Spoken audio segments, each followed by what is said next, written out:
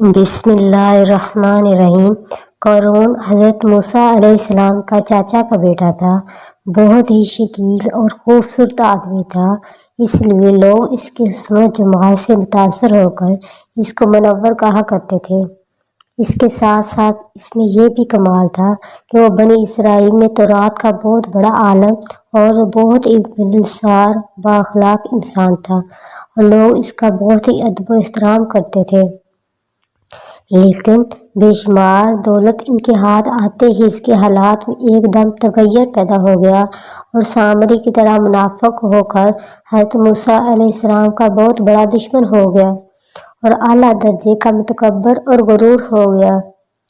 جب زکوٰۃ کا حکم نازل ہوا تو اس نے حضرت موسیٰ علیہ السلام کے روبرو یہ عہد کیا کہ وہ اپنے تمام مالوں میں سے ہزارواں حصہ زکوٰۃ نکالے گا، مگر جب اس نے مالوں کا حساب لگایا تو ایک بہت بڑی زکوٰۃ کی نکلی۔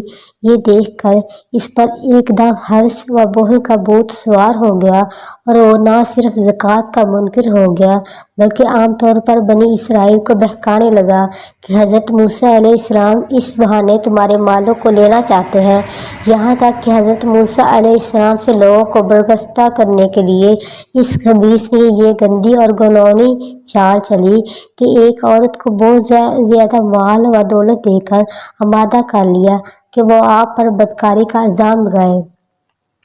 چنانچہ عین اس وقت جب کہ حضرت موسیٰ علیہ السلام وعظ فرما رہے تھے، قارون نے آپ کو ٹوکا کہ فلاں عورت آپ نے بدکاری کی ہے۔ حضرت موسیٰ علیہ السلام نے فرمایا کہ اس عورت کو میرے سامنے لاؤ۔ چنانچہ وہ عورت بلائی گئی تو حضرت موسیٰ علیہ السلام نے فرمایا کہ اے عورت، اس اللہ کی قسم جس نے بنی اسرائیل کے لیے دریا کو پھاڑ دیا اور عافیت و سلامتی کے ساتھ دریا کے پار کرا کے فرعون سے نجات دی، سچ سچ کہہ دے کہ واقعہ کیا ہے۔ حضرت موسیٰ علیہ السلام کے جلال سے عورت سہم کر کانپنے لگی، اور اس نے مجمع عام میں صاف کہہ دیا کہ اے اللہ کے نبی، مجھ کو قارون نے کثیر دولت دے کر آپ پر بہتان لگانے کے لیے آمادہ کیا ہے۔ اس وقت حضرت موسیٰ علیہ السلام اب دیدہ ہو کر سجدہ شکر گر پڑے، اور بحالت سجدہ آپ نے یہ دعا مانگی کہ یا اللہ، قارون پر اپنا قہر و غضب نازل فرما۔ پھر آپ نے مجمع سے فرمایا کہ جو قارون کا ساتھی ہو وہ قارون کے ساتھ ٹھہرا رہے، اور جو میرا ساتھی ہو وہ قارون سے جدا ہو جائے۔ چنانچہ دو خبیثوں کے سوا تمام بنی اسرائیل قارون سے الگ ہو گئے۔ پھر حضرت موسیٰ علیہ السلام نے زمین کو حکم دیا کہ اے زمین، تو اس کو پکڑ لے، تو قارون ایک دم گھٹنوں تک زمین میں دنس گیا۔ پھر آپ نے دوبارہ زمین سے فرمایا تو وہ کمر تک زمین میں دنس گیا۔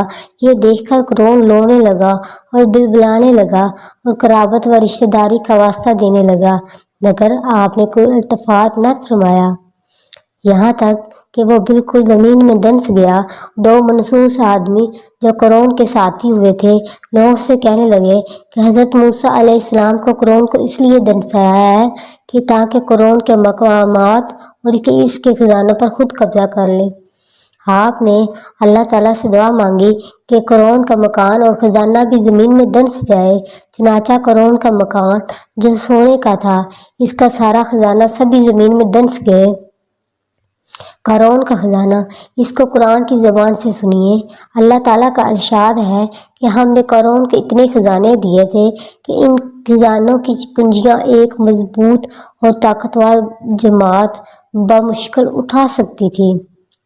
قرآن میں ہے، بے شک قارون حضرت موسیٰ علیہ السلام کی قوم میں سے تھا، پھر اس نے ان پر ظلم کیا اور ہم نے اس کو اتنے خزانے دیے جن کی کنجیاں ایک طاقتور جماعت پر باری تھی۔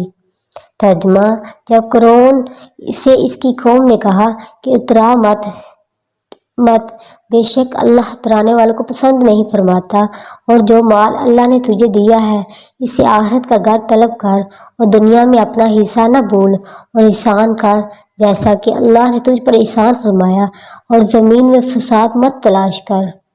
لیکن وہ نہ مانا اور اپنی دنیا و آخرت تباہ کر لی۔ اللہ تعالیٰ ہمیں اپنے رسول صلی اللہ علیہ وآلہ وسلم کے نقش قدم پر چل کر زندگی بسر کرنے کی توفیق دے، آمین۔